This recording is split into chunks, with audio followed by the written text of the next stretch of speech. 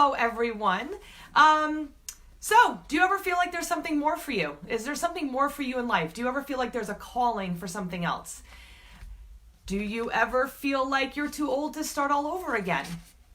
Feel free at any point, by the way, if you feel like resonating, just put that little hand up, or you can give me a like so that I know that it resonates for you. Do you ever feel like the fear of change is more or less than the fear of staying the same? And those questions are really important to think about. What is your feelings about the change? And that's where a lot of people get stuck. And I'm going to talk a lot about the limiting beliefs that we have. And so I'm going to talk about age, but I'm also going to talk about some other things as well, because they're all kind of interconnected with this fear that we have of making a change. So I was doing some research before I came on, and I found something very interesting, which is kind of sad at the same time. There was a study done. 1 in 3 Americans is unhappy at any given time. Kind of crappy numbers. And out of those people, most of them will do nothing about it to make it better. So think about for a second. That means 1/3 of the people that you see in your day-to-day life are unhappy with their life, and they're willing to do nothing about it. They're just going to allow themselves to be unhappy, and they're going to stay stuck doing the same thing over and over and over again. And some of you might be like, I believe it because that's me. And for me, I'm like, wow, that sounds terrible. I can't even imagine wanting to stay unhappy for that long. So it kind of depends on where you're coming from. For me, that seems like a really terrible number. For you, you're like, hey, I thought it was actually more. 1 in 3 Americans is actually unhappy and will do nothing about it. So what if I said to you that there's a possibility to make change? So I want you to think about, take a deep breath, think about all of the things that are stressing you out. What are the things that you feel trapped with? And just give yourself like 30 seconds. Breathe in, write whatever comes to your mind. What are the things that are stressing you out? What are the things that you feel like you have no control over in your life that you would like to change? And then just start writing all of those down. Give you a few seconds, not too long. Just write down immediately whatever comes to your mind. If you feel like sharing it in the comments, feel free to do that too. I would love to see what you're thinking.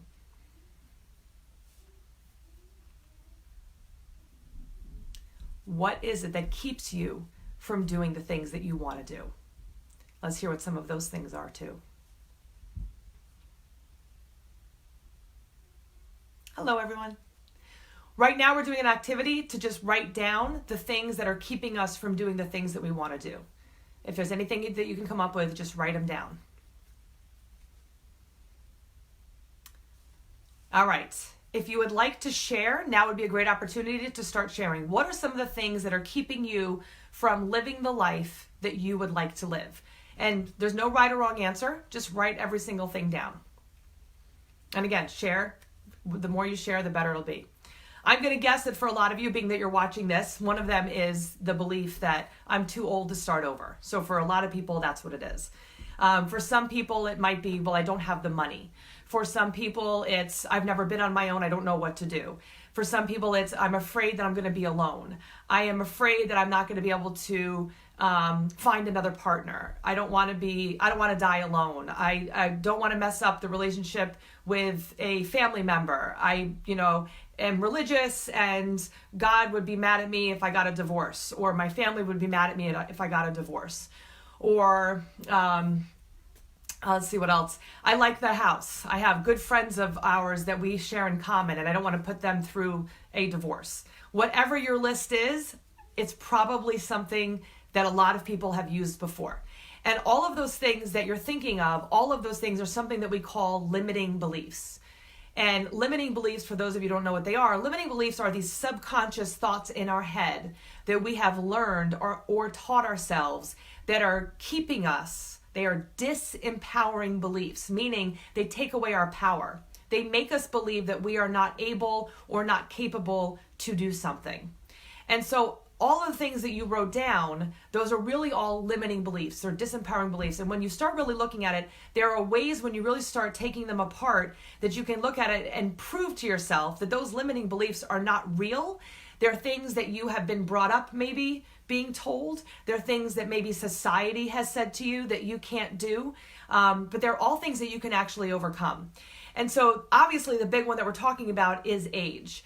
And age is a huge, huge limiting belief.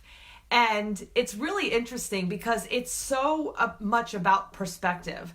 So when I was 29 years old and dating my ex-husband, I remember thinking to myself, well, he's got some things I don't really like. There's definitely some red flags there, but I'm getting older and I would like to have a family, so I might as well just deal with what I've got. I know his personality. He's got some things from my dad, some things from my mom.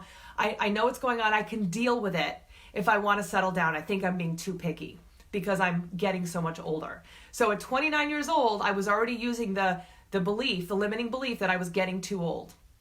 Well, those of you who've heard my webinars and my videos before, you have heard me say that on my wedding night, I was strangled until I thought that I was going to lose consciousness. And I stayed. I stayed for 5 more years.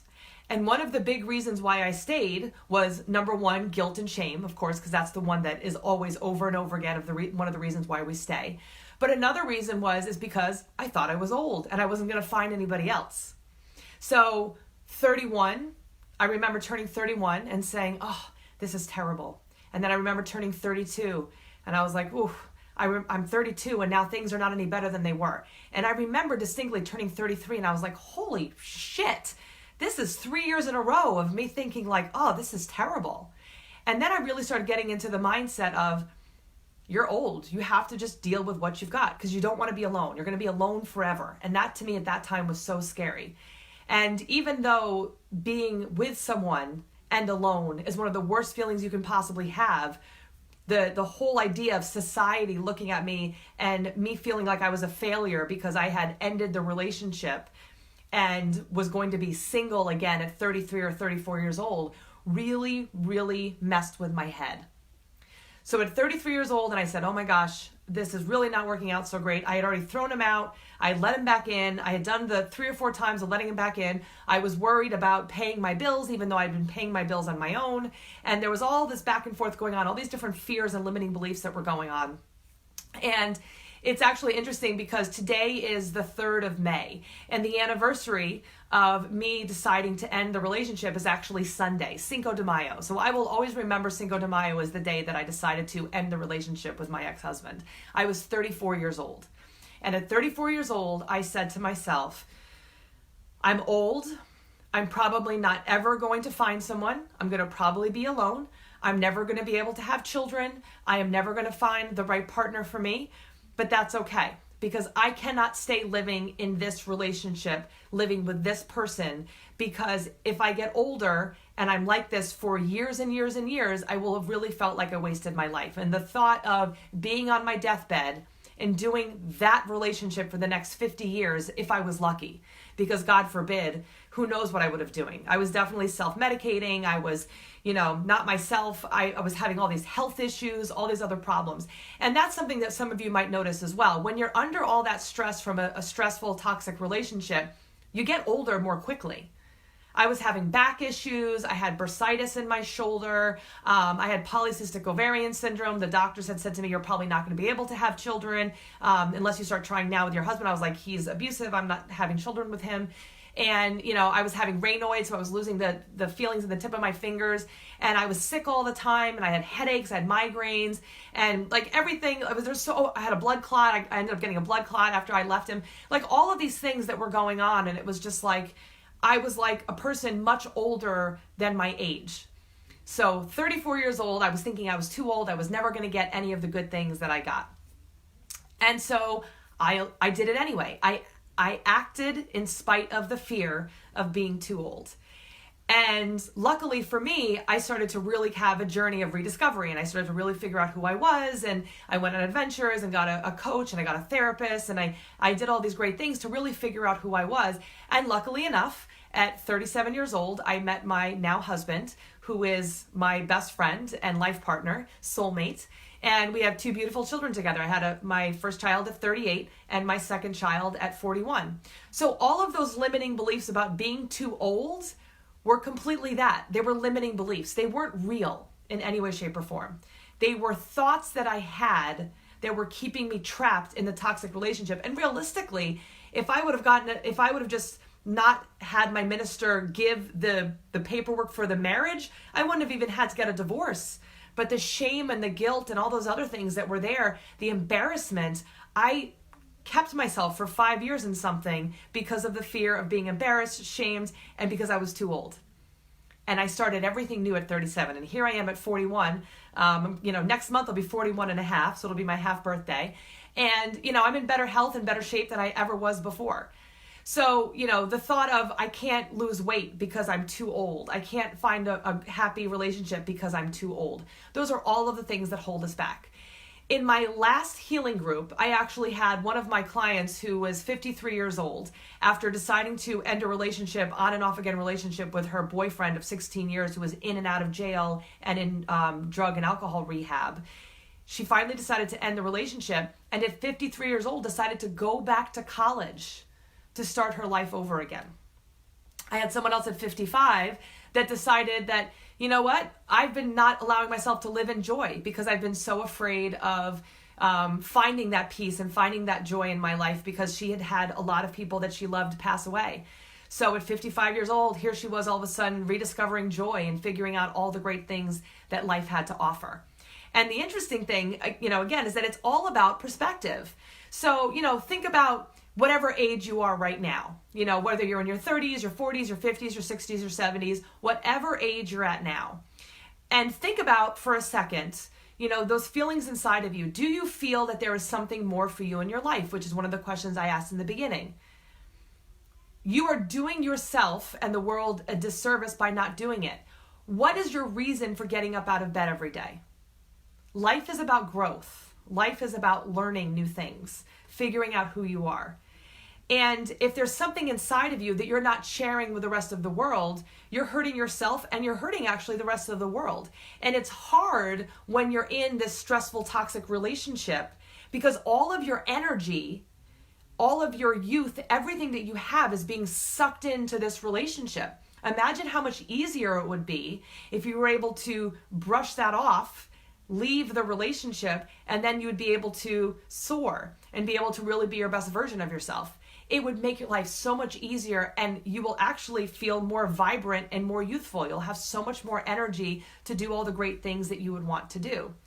So you want to look at some of the things that are causing you this fear. So, you want to have an action plan. What are some of the things that you can do in order to make things different? So be specific. Like, let's say it's, I'd like to lose weight. That's a really common thing with women. The more confidence we feel in ourselves, actually the easier it is to lose weight, the more natural that it is. But as you're working on that self-esteem, because everything is connected, your emotional health, your social health, your physical health, and of course your spiritual health, everything is all interconnected. As you start working on one thing, that starts positively affecting the other things. So you say, okay, I'd like to lose weight, but there's that limiting belief of, well, I'm too old and I've had children and I'm not able to lose weight. That's a limiting belief. That's not accurate. There is no reason why you can't be the healthy weight that you would like to be, whatever that is. So what do you have to do? Okay, make it specific and measurable. I need to go to the gym 3 times a week for 30 minutes.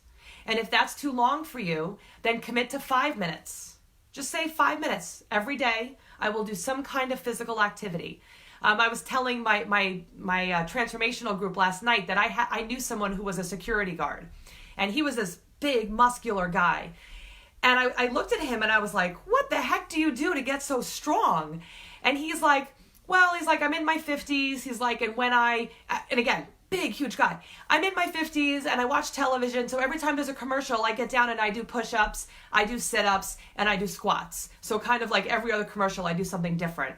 I was like, damn, how much TV do you watch? Like, do you have someone sit on you? Like, for him to be in his 50s and be in that amazing of shape, and it was purely because he got his tush off the couch and started doing some push-ups, some sit-up, and some crunches. So those kinds of things are really simple things that you could do to get some more exercise into your daily routine. Wanting to get more water, drinking a green smoothie to make sure you're getting all of your vegetables and getting your anti-inflammatory foods, which will make you also feel better because there won't be so much inflammation in your body. Like the arthritis will be better, and whatever family things will be, a harder time to make you sick if you're eating the right foods and drinking enough water and getting all the exercise and all that kind of stuff. So being in the wrong relationship will age you. Now, think for a second, whatever age you're at. Now let's say 20 years have gone by, and I want you to imagine, let's say that you live until you're 90 years old and you're 70 right now. And right now you're a 70-year-old and you're saying to yourself, I can't change, I can't leave, I can't do things differently because I'm too old and I don't know what to do. All right, so you live to 90. So you have 20 years, very possible. We're women, we're strong, beautiful women, very possible to live till we're 90s, maybe even a little bit better than that. So at 90 years old, that means you've lived 20 more years than you did starting at 70. So now at 90, you're going to look back and you're going to say, oh, at 70, I had 20 more years. I was so young then, and I didn't let myself change. You're 60, 20 years in the future. You're 80. I was so young at 60. I was so afraid to change. You're in your 50s. You're now 70. 20 years before, I was so young at 50 and I was so afraid to change. Are you getting kind of like what I'm saying? Is that it's all about perspective. I think that one of the big things with women is that we are so afraid of getting older. We are told from the time we are young, like those 20-somethings are beautiful. They are the ones we want to look up to. They are the ones we want to be like. And it's like we get put to the side after a certain age. A lot of women don't feel like they're as important because of their age. Well, I think women become more beautiful as they age because of all of the life experiences that we've had. So many people have children. Some people decide not to have children. Some people, are rescuing animals. Some people are traveling. Some people are sharing their gifts with the world. Some people are doing so many different things as a woman.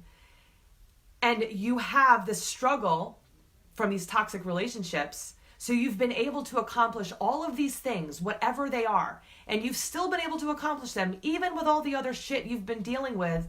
That's pretty freaking epic. We are some strong women. And a lot of times those unhealthy relationships, those people look for strong, independent women so they can pull us down.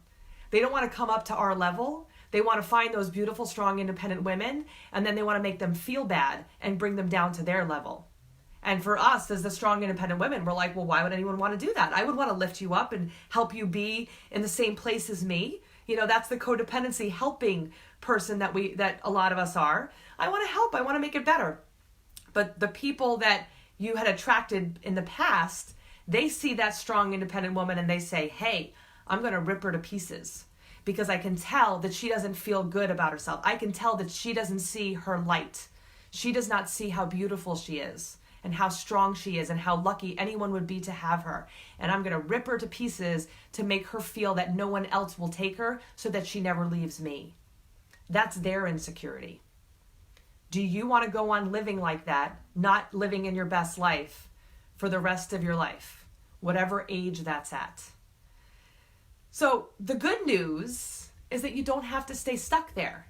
There's definitely the opportunity to make things better. So I went online and I wanted to come up with some of the people, and there's a really good list. So anyone can do this. You can go online, and I just kind of put in the Google search people who succeeded or started their successful careers after 40. Because again, this is such a big conversation. So I just want to really prove it to you that this is actually really factual and there's a lot of great things that people have done after the age of 40. The list is way longer, but I didn't want to take all of them because you can do your own research if you'd like. If you don't believe me, you can do some of your own research, okay? So Stan Lee, you might have heard the box office hit that happened last weekend with Endgame. Stan Lee created his first hit comic, The Fantastic Four, just shy of his 39th birthday in 1961. In the next few years, he created a legendary Marvel universe whose characters such as Spider-Man and the X-Men became American cultural icons. So that was almost 39 years old. Donald Fisher was 40 and had no experience in retail when he and his wife Doris opened the first Gap store in San Francisco in 1969. The Gap's clothes quickly became fashionable, and today the company is one of the world's largest clothing chains. Vera Wang, a lot of people love Vera Wang, was a figure skater and journalist before entering the fashion industry at age 40. Today, she is one of the world's premier women's designers. Gary Heaven was 40 when he opened the first Curves Fitness Center in 1992, which ended up becoming one of the fastest growing franchises of the 90s. Robin Chase co-founded Zipcar at age 42 in 2000. She left the company in 2011 and continues to build and advise startups, as well as serve as a member of the World Economic Forum. And that's a big thing too. And I said she on purpose because there's that limiting belief of I'm too old and I'm a woman and I can't do this on my own and men have it easier and there's no good guys out there and there's all these limiting beliefs that go in there. And again, we're doing it to ourselves. So here this woman, Robin, at 42, started Zipcar, which was the beginning of all the lifts and all the other things that are a multi-billion-dollar industry. I was reading also that one of the cool things about being over 40 is that we have these ideas because we're seeing the world from such a different perspective, that we have ideas that the 20 and 30-year-olds cannot come up with because they haven't been around as long as we have to see and watch the change. So our perspective is that much more important to be able to share that. So all of those things that are inside your heart, that are inside of you waiting to come out, they're just there boiling out, ready to just get out there and show the world all those great ideas that you have. All right, there's more. Samuel L. Jackson. Love Samuel L. Jackson. Ever read the book, Go the Fuck to Sleep?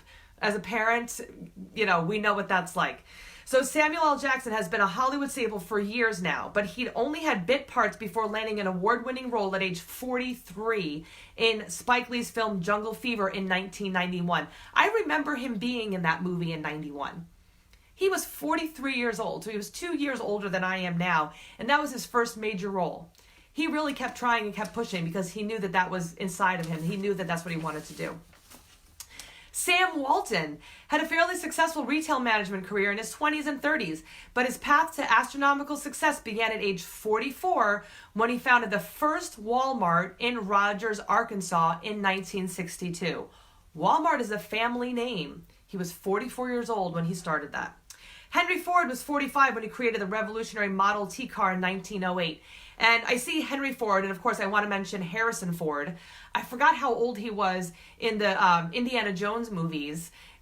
He was not, and even in the Star Wars movies, he was one of the older characters in there. And I can't remember, I just remember looking at it, and if you know how old he was, I remember him not being in his 20s. He was definitely more than 30 when he started those. Jack Wheel was 45 when he founded what became the most popular cowboy wear brand, Rockmount Ranch Wear. He remained as CEO until he died at the ripe old age of 107 in 2008. Not bad.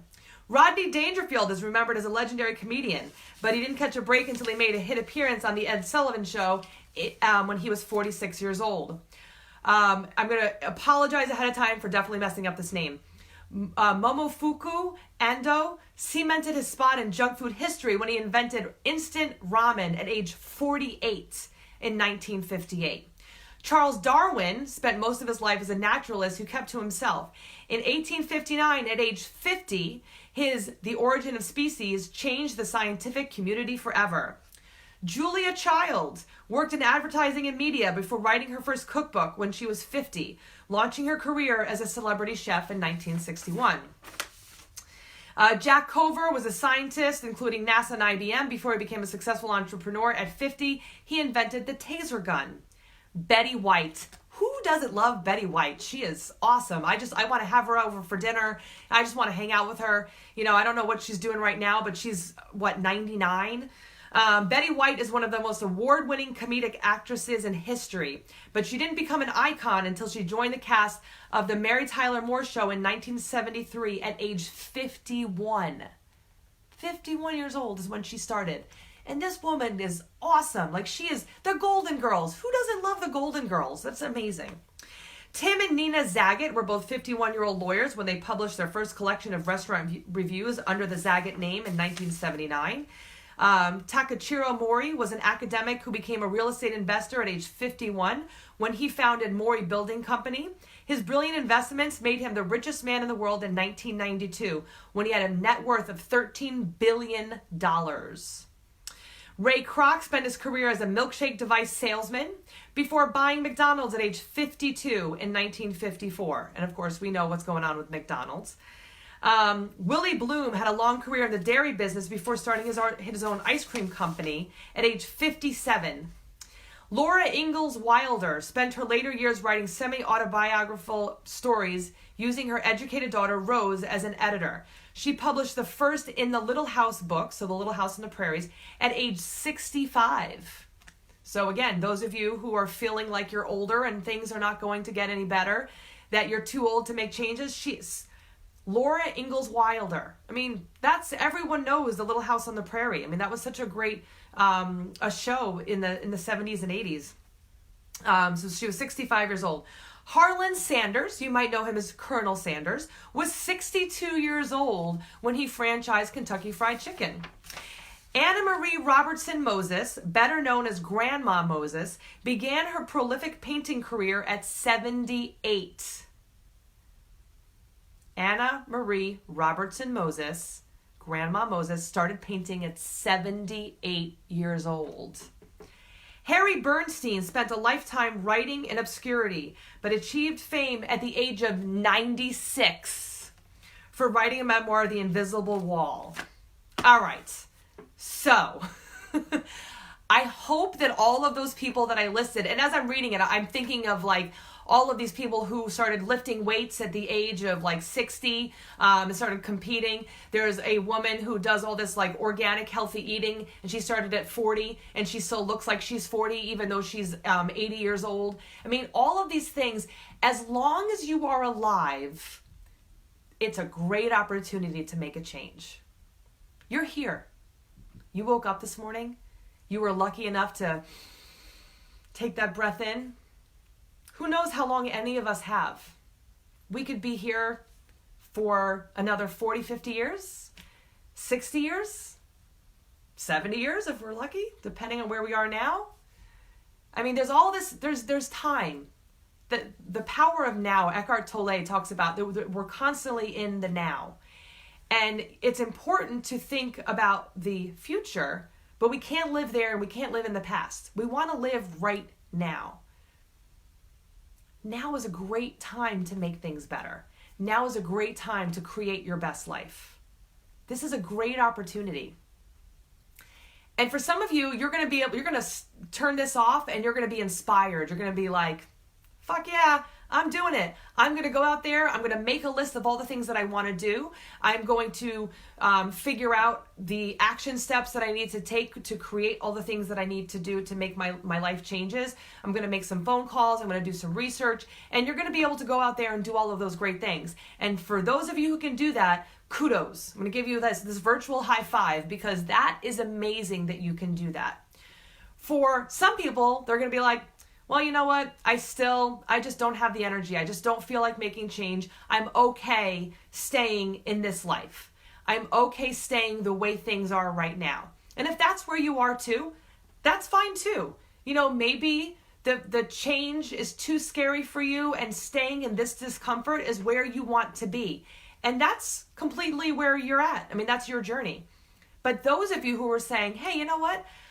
I really don't think I can do it myself and I'm really ready to make something different. I don't ever want to look back and say, if only I had decided on May the 3rd to make the change 2019 and not have another year go by, another 2 years go by, another 20 years go by, be on your deathbed and be like, oh, you know, I had the opportunity, but I just didn't take it because I didn't know what to do.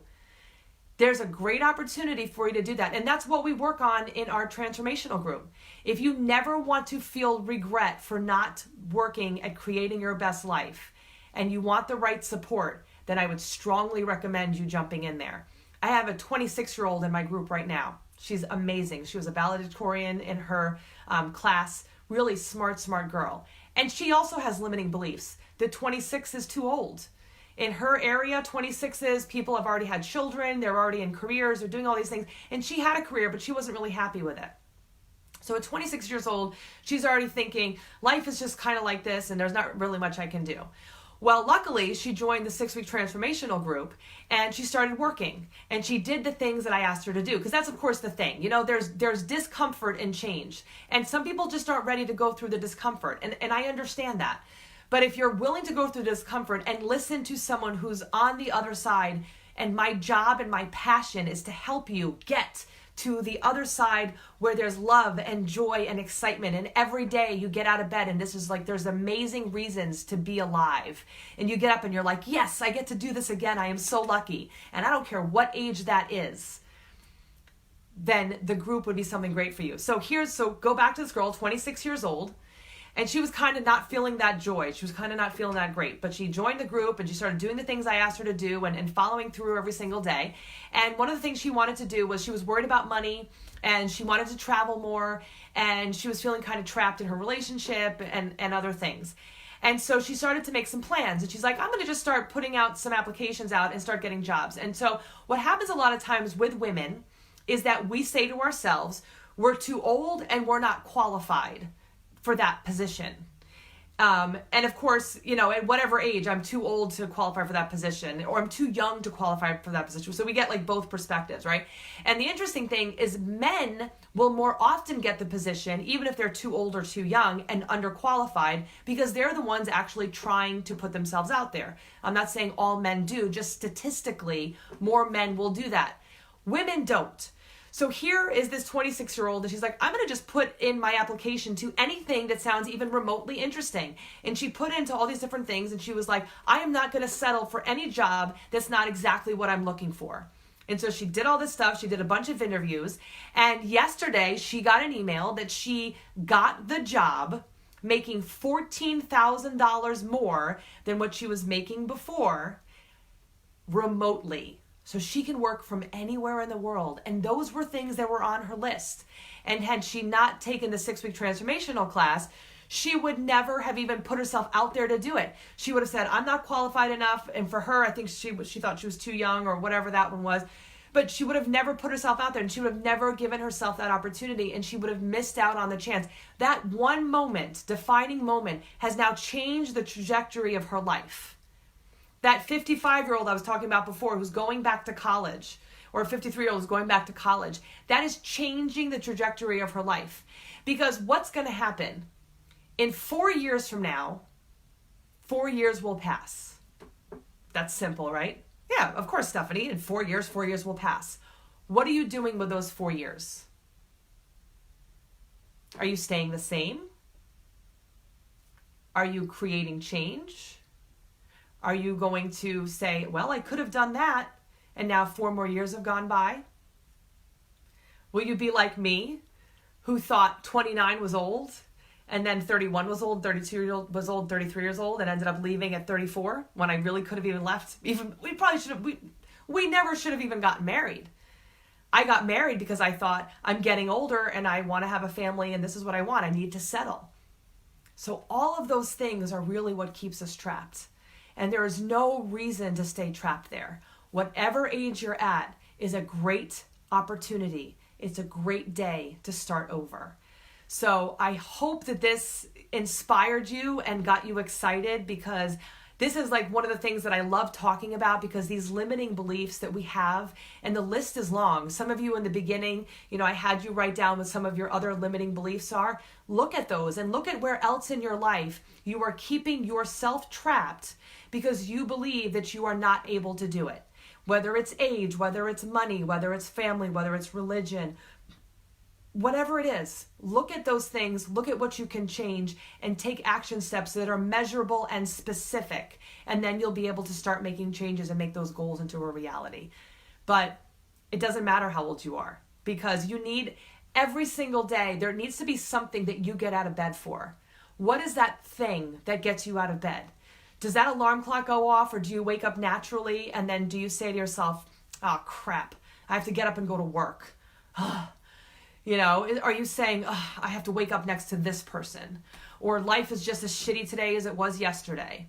Are those the feelings that you're having? Because I will tell you, life is way too precious to let it be wasted that way. You are way too precious. You have way too many beautiful things inside of you that you need to be sharing. And you can't do that when you're feeling the weight of all of these other things around you and all these other people that are trying to, take away your joy. When we start releasing the burden of codependency and we start releasing the need to take care of everybody else and start giving ourselves the opportunity for self-care and taking care of ourselves, it actually does help us live a longer life. We take away all of those health problems that we have. We feel better, we feel lighter, we tend to want to exercise more, we want to eat better because we feel good. When you feel good emotionally, you want to do things to help your body. And in helping your body, this is the being that carries around our soul, that carries around our ability to go do all these great things in the world. If we don't take care of this, and we don't take care of this, we don't get to do all the other great things that we were supposed to do. So everything is interrelated. Everything is important to keep, taking care of. And whatever age you're at, it's a great time to start making those changes.